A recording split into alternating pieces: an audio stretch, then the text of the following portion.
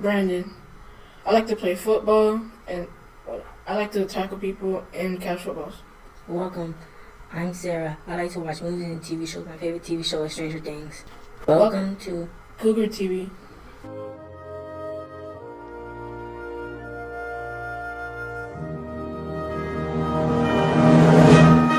I pledge allegiance to the flag of the United States of America and to the republic for which it stands, one nation, under God, indivisible, with liberty and justice for all.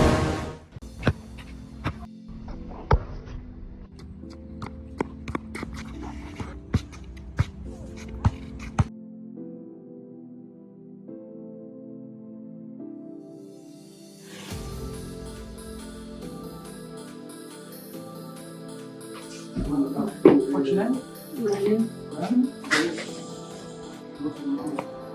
No permission. No permission slip. Sorry. I have to go back to the AP.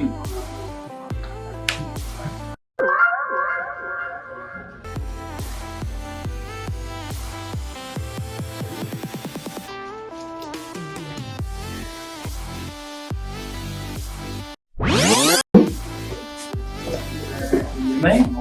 Brandon. Brandon? Good morning. Now's the time to take out your phone and scan the QR code. We will leave it on the screen for 45 seconds. Make sure your mom and dad fill out the health clinic form. Bring it to your first hour teacher.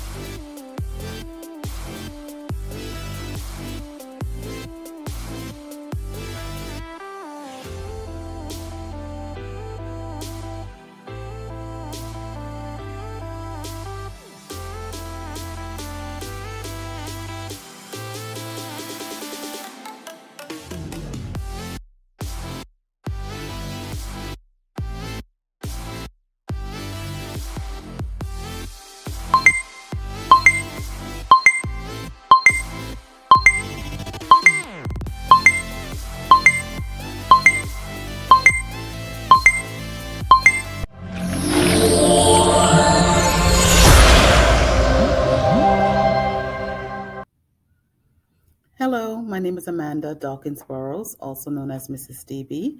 I am a 7th grade math teacher here at Congress Middle. I am a former student of AIU and I'm also from the Bahamas, Nassau, Bahamas.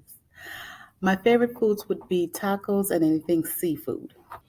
Hi, my name is Mr. Joseph. I'm an 8th grade pre-algebra teacher from Palm Beach Atlantic University, and my favorite food is fried chicken and watermelon juice. All right, good morning. My name is Dr. Julius Ellington. My title out here is Behavior Coach Case Manager. I am one of the support staff that works alongside the administration and students to advocate for students. Anytime you have problems, you can need to come see me first, and I can help you solve those problems. I received my undergrad degree, Historical Black College University, and I received my doctorate in Ed Leadership Instructional Teaching from Argosy University. My favorite food is seafood, any type of seafood.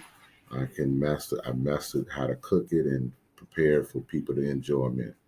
I'm looking forward to working with you as a family member of Congress Middle School and hope to see you around. Hi, my name is Mr. Peterson.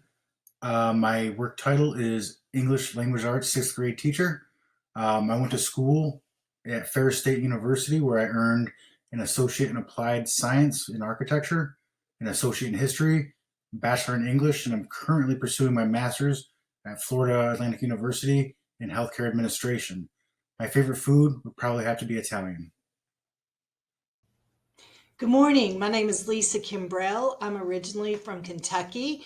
I am the 6th grade counselor here at Congress Middle School, and I graduated from Western Kentucky University. My favorite food is any kind of seafood. Thanks. Have a great day.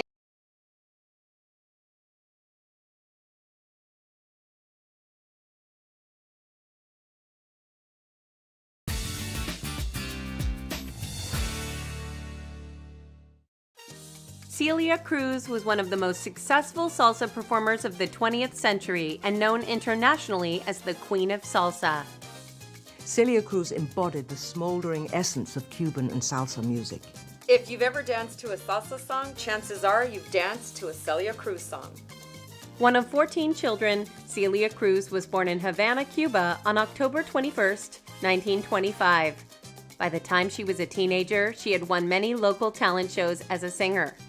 In 1947, she entered Cuba's Conservatory of Music. Celia Cruz's big break was in 1950 when the lead singer of the Sonora Matancera, which is a Cuban orchestra, left and Celia Cruz was tapped to fill in. But she actually stayed with the group for 15 years, and they traveled with this orchestra all over Latin America. During the 1959 Cuban communist takeover, Celia Cruz was touring in Mexico. She decided to immigrate to the United States rather than returning to Cuba and became a U.S. citizen 2 years later. In 1962, Cruz married fellow band member Pedro Knight, who later became her manager. Celia Cruz joined fellow salsero Tito Puente in the mid-1960s. That's when she really became exposed to a larger audience. They recorded 8 albums together. Celia Cruz was wow. I mean, she came on stage and she was dressed up and she moved and she engaged with the audience and she had this energy about her, like she was singing to you.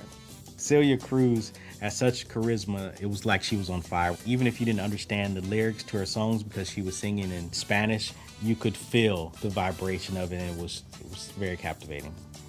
One of Cruz's most successful albums was her 1974 duo album, Celia and Johnny, with Johnny Pacheco. In the 70s, Celia Cruz appeared with the Fania All-Stars, the only woman to do so, which increased her popularity and visibility. Because the Fania All-Stars were basically an ensemble orchestra made up of all the best salsa musicians in the country, such as El Canario and Rubén Blades. It exposed her to worldwide audiences. Celia Cruz continued to tour and make albums throughout the 1980s and 90s.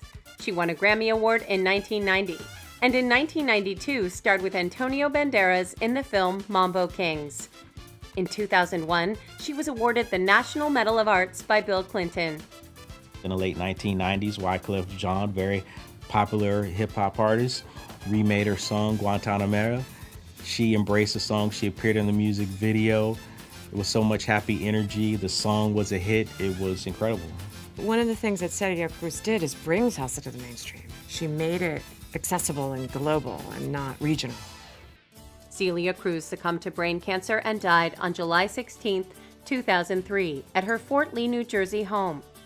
Over 200,000 fans paid their final respects when her body lay in state in Miami's Freedom Tower. She was 77. Celia Cruz is one of the most important Cuban musicians. She had 23 gold records, including collaborations with the Fania All-Stars, with Tito Puente. You really can't overstate her influence on Cuban music. Celia Cruz, the queen of salsa, helped propel that genre into pop culture. And she was able to do it at a time when it was very male-dominated, but she was able to succeed. Celia Cruz took Cuban music, which for many, many years simply stayed in Cuba, and made it global. Hispanic Heritage Month starts September 15th and ends on October 15th. We do get a full month, but here's why it starts in the middle of September instead of September 1st. One of the reasons why is because September 15th marks the Independence Day for 5 different Latin American countries, which are Honduras, El Salvador, Nicaragua, Guatemala, and Costa Rica. Then on the next day, the 16th, is Mexico's Independence Day, and on the 18th is Chile's Independence Day. Another reason why is because October 12th, I think, is Columbus Day in the US, which falls in between Hispanic Heritage Month, and a lot of people like to take that time to talk about why it's a problematic holiday and the impact of colonialism, imperialism, white supremacy, and how it affects Latin America and Latinos today. That's just some of the reasons why Hispanic Heritage Month starts in the middle of the month instead of the first. I'm Maria Canals Barrera from Wizards of Waverly Place. And here at Disney Channel, we are celebrating Hispanic Heritage Month. One of my favorite traditions is the quinceañera, or quinces.